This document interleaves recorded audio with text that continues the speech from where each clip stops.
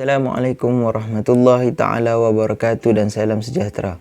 Saya Afiqul Ashraf bin Uthman bersama rakan saya iaitu Muhammad Sukri akan membentangkan tajuk tugasan kami iaitu ergonomik di kacamata dunia bagi tugasan subjek SKPX 3153 iaitu ergonomik. Jadi salam sejahtera saya ucapkan kepada rakan-rakan sekalian dan juga dua pensyarah kita iaitu Dr. Muhammad Nasir dan Dr. Rushidah. Jadi untuk part saya akan membentangkan permulaan apa itu tentang ergonomik sedikit sebanyaklah, dan kemudiannya akan disambung oleh rakan saya, rakan dua saya iaitu Muhammad Sukri. Jadi tajuk hari ini adalah ergonomik dari kacamata dunia. Jadi apa itu ergonomik? Kawan-kawan mesti belum tahu, sila beri tumpuan lah.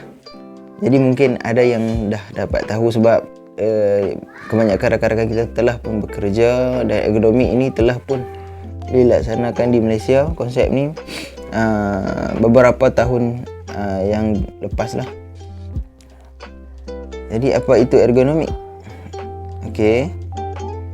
Ergonomik ini berasal daripada perkataan Greek iaitu ergon, kerja. Bukan yang cerita naga dalam TV tu Jadi ergon, kerja, dan juga nomos iaitu hukum alam.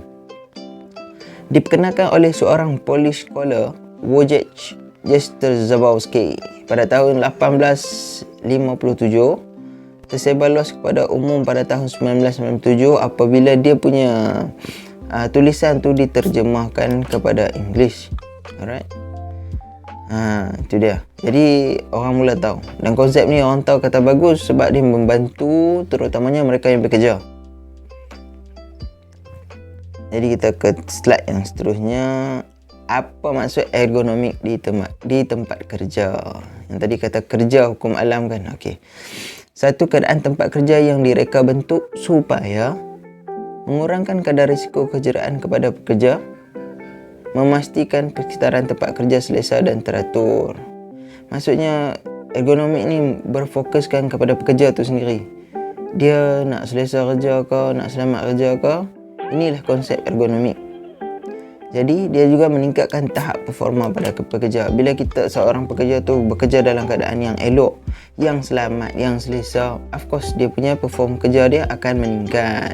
Kalau kerja sakit-sakit belakang, tak ada kursi bersila atas lantai ataupun berdiri lenguh, buat sikit sakit, macam mana kita nak perform, betul?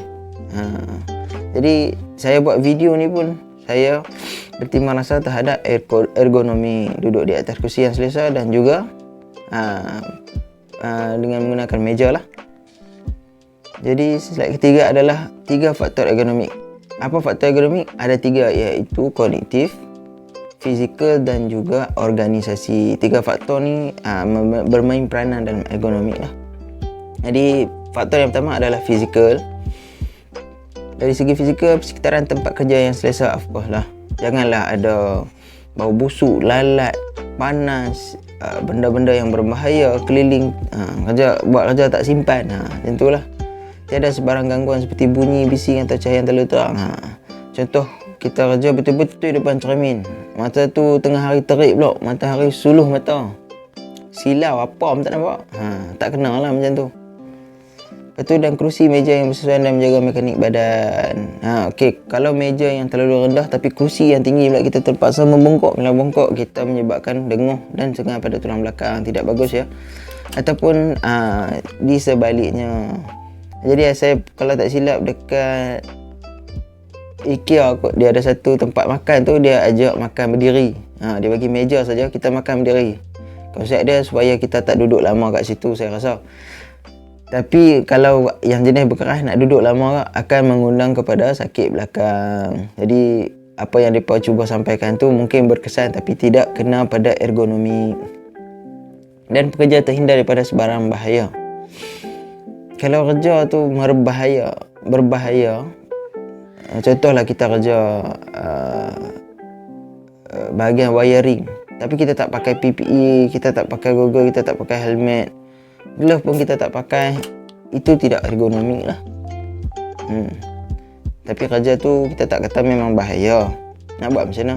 Tapi kita kena ada konsep ergonomi. Nanti ada perlembagaan, organisasi sendiri yang menyokong ergonomi ni, yang akan guide para pekerja untuk melakukan pekerja menggunakan konsep ergonomi. Nanti kawan saya yang seorang lagi akan explain benda ni lah. Jadi slide yang keempat, faktor ergonomi juga, iaitu kognitif. Cara seseorang pekerja memproses maklumat dan memahaminya. Ini juga konsep kognitif ya. Bila kita buat kerja satu tu, kita proses maklumat tu dan cara kita terima dan cara kita gunakan balik dalam kerjaan kita. Contoh arahan, larangan dan panduan. Setiap bangunan, kalau tak silap saya, ada safety officer seorang satu bangunan. Tengok berapa floor lah. Kalau floor tu banyak, mungkin every 3 floor kot. Saya tak ingat dah. Tapi memang kena ada safety officer. Dia yang akan buat arahan, larangan dan panduan apa yang berbahaya dekat situ setelah berbincang dengan ketua lah. Dan kita sebagai pekerja yang baik, yang faham konsep ergonomi, kena patuh arahan tersebut, kerana bukan mengundang bahaya pada kita saja, pada orang lain juga. So dari segi organisasi pula, itu faktor ketiga, faktor akademik. Komunikasi membina. Ni cara kita communicate dengan kawan-kawan kita yang lain. How kita approach mereka, repo kita, insight kita. Masuk kerja, ni nampak tak elok, bergaduh dengan orang kan. Mana nak kenal? Itu kesepaduan kerja bersama. Andai kata tempat kerja kita dah cantik dah, meja, kursi semua dah kena konsep ergonomik, kita pun dah faham semua. Tapi kalau kita approach kawan kita, wujudkan suasana yang negatif, dan kita sendiri akan tertekan. Jadi tak ergonomik manalah. Okey, yang seterusnya adalah apakah kebaikan dan keburukan ergonomik? Mesti ada. Benda yang manusia cipta ni mesti ada baik dan buruk dia. Pro and cons dia sama ada banyak ataupun sikit. Jadi kita tengok apakah kebaikan ergonomik. Pekerja yang bekerja pada satu syarikat atau organisasi yang mengamalkan konsep ergonomik akan merasa lebih selamat dan kurang risiko kecederaan. Of course lah, safety officer dan company itu sendiri akan advise kena buat sekian-sekian. Dia akan provide PPE yang lengkap. Dia akan bagi peraturan-peraturan yang tidak membahayakan pekerjanya, supaya performa pekerja tersebut meningkat dan hasil untung kepada company itu juga. Okey, kebajikan pekerja terbela. Of course, bila kita konsep ergonomi, of course kita akan kena bagi insurans pada company itu, seperti SOXO apa semua itulah, insurans. So apabila berlakunya kecelakaan atau kemenangan kepada pekerja tersebut, dia at least ada backup.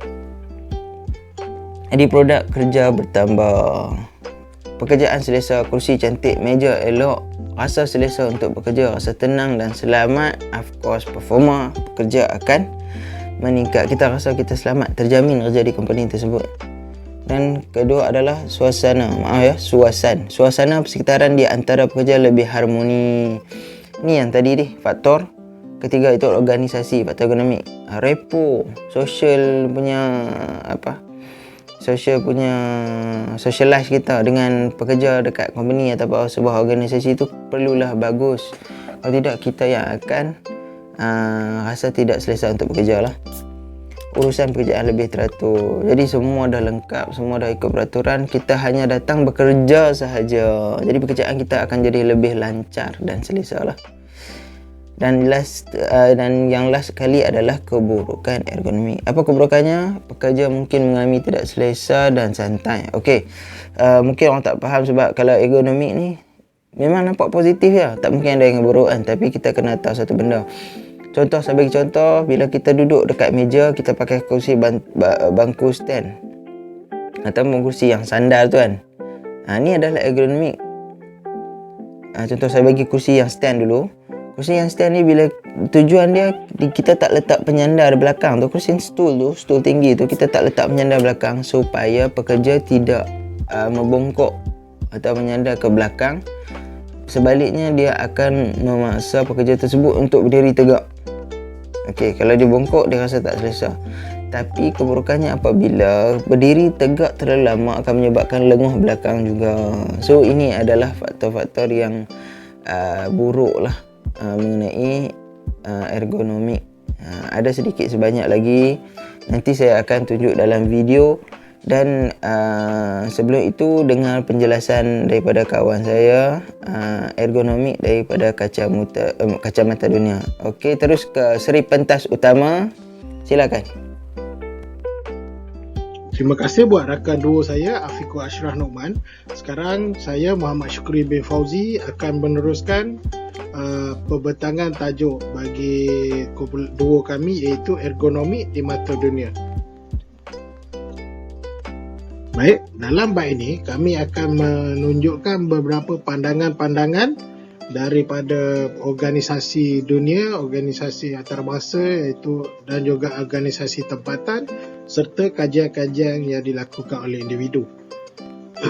Okey, pertama sekali untuk organisasi antarabangsa iaitu International Labour Organization. International Labour Organization ni dalam bahasa Melayunya Pertubuhan Buruh Antarabangsa. Okey, pertubuhan ini ditubuhkan pada tahun 1919 dan ia adalah bernaung di bawah PBB, iaitu Pertubuhan Bahasa-Bahasa Bersatu.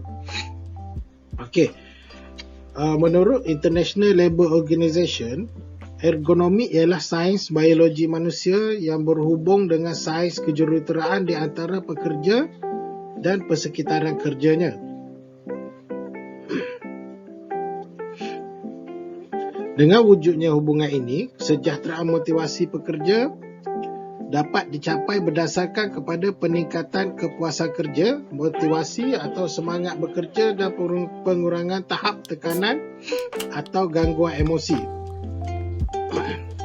Menurut Seksyen 15 Akta Keselamatan dan Kesihatan Pekerja 1994,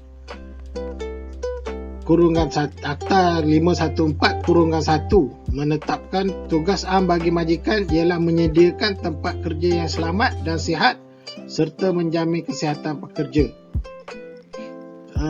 Dalam perkara ni, ia perlu memastikan tiada kesan negatif daripada faktor seperti kebisingan, pencahayaan, suhu, kelembapan, pengalihudaraan, habuk atau bau, getaran dan bahan berbahaya.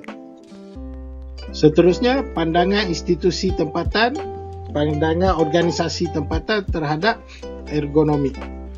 Okey, untuk tempatan kita ada NIOSH, iaitu National Institute for Occupational Safety and Health. Dalam bahasa Melayunya, dalam bahasa Malaysianya dipanggil Institut Keselamatan dan Kesihatan Pekerja Kebangsaan. Institut ni ditubuhkan pada 1 Jun 1992 di bawah Kementerian Sumber Manusia. Okey, menurut National Institute of Occupational Safety and Health Malaysia, iaitu NIOSH, mereka menerangkan bahawasanya ergonomik merupakan satu kajian saintifik yang mengkaji hubungan antara persekitaran tempat kerja dengan manusia untuk mengatasi pelbagai jenis risiko bahaya terhadap pekerja yang juga meliputi aspek interaksi manusia dengan penggunaan peralatan, keperluan dalam melakukan kerja dan juga faktor persekitaran di tempat kerja.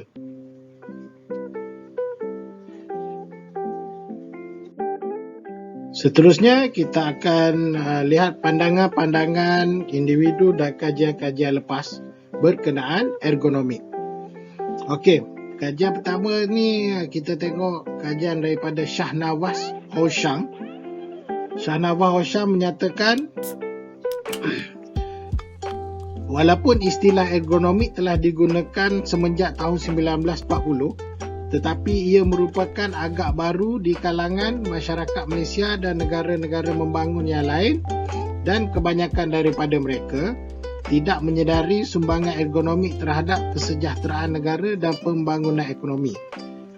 Dari sini kita boleh lihat maknanya ergonomik ni dah lama dah istilah dia dah lama diketahui, tapi untuk negara-negara yang kurang maju, benda ni kurang dititik beratkan.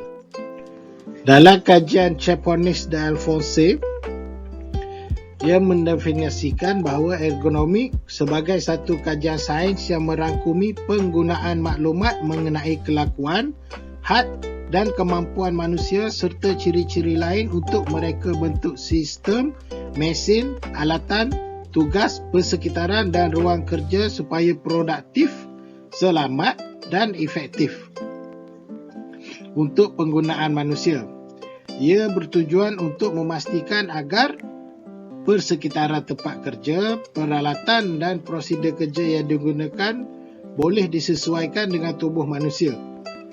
Baik, reka bentuk peralatan, stesen kerja dan tempat kerja yang kurang sesuai dengan tubuh manusia boleh mengakibatkan ketidakselesaan semasa melakukan kerja dan boleh menimbulkan masalah kesihatan pada tubuh badan pekerja.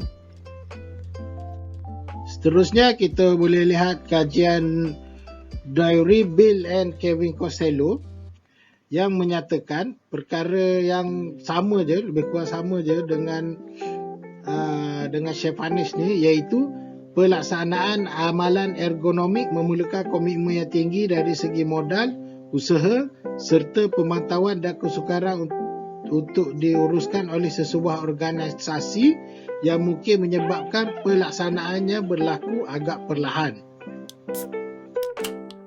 Sebagai kesimpulan, setiap organisasi daripada peringkat antarabangsa, peringkat tempatan iaitu negara Malaysia sendiri seperti NIOSH dan juga organisasi antarabangsa seperti International Labour Organization dan juga kajian-kajian yang terdahulu menyatakan bahawa pentingnya ergonomik. Namun begitu, kajian-kajian tersebut juga ada menyatakan bahawasanya ergonomik ni dia penting, tetapi buat negara-negara masih ada lagi negara-negara yang tidak terlalu menitik beratkan perkara ni, ergonomik ni, terutama sekali negara-negara yang kurang majulah. So setakat itu saja pembentangan daripada kumpulan kami. Sekian, terima kasih.